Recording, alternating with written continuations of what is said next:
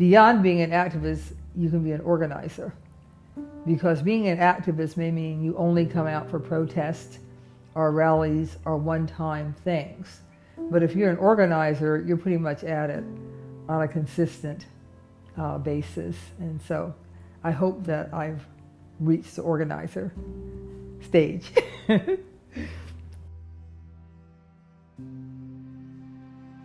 I grew up in Cleveland, Ohio, and I was born in 1946. And I always then quickly add, that means that I was born into Jim Crow.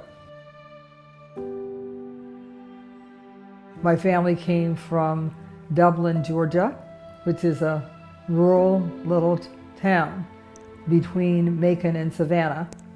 And my sister and I, I'm a twin, we were the first children in the family to be born in the North. Because of my age and what was going on in the country at the time, I grew up really as the civil rights movement was unfolding. And I guess I just got politicized. And I've been politically active since I was a teenager in Cleveland. That's when I first got involved. What keeps me energized is the success that I have actually experienced over the decades in the movements, plural, that I've been a part of. I haven't just been a part of anti-racist organizing or Black liberation organizing. I've been involved in multiple movements, including the movement to end the war in Vietnam. We did end that through our organizing and our protests. And when I say we, I'm talking about the students of my generation and others. It's easier now to be a feminist than it was back in the early 70s. But as I said, I've had those commitments over a lifetime.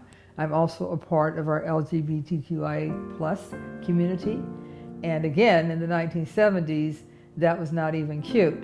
So I was involved in organizing in Boston, or at least, going to Pride events, early Pride events.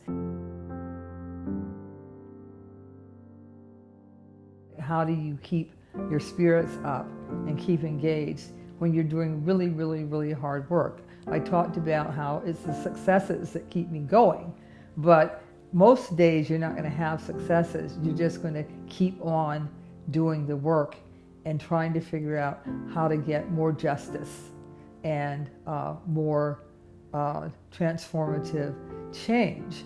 But one of the things that I always advise people about is that you should not be miserable doing your activism and your organizing. If it's making you miserable, you need to move on. And that doesn't mean move out of being in movements.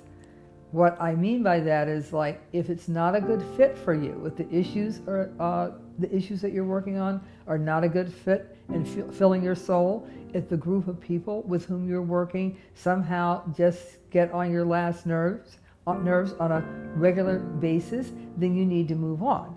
You need to find a place or places where you feel wholly seen and fulfilled and can actually get really good work done.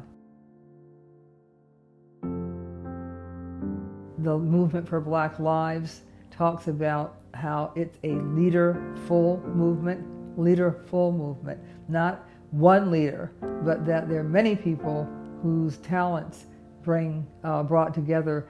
That's what makes a difference, and that's what makes change. I always talk about how nobody can do social change by themselves. It's not possible.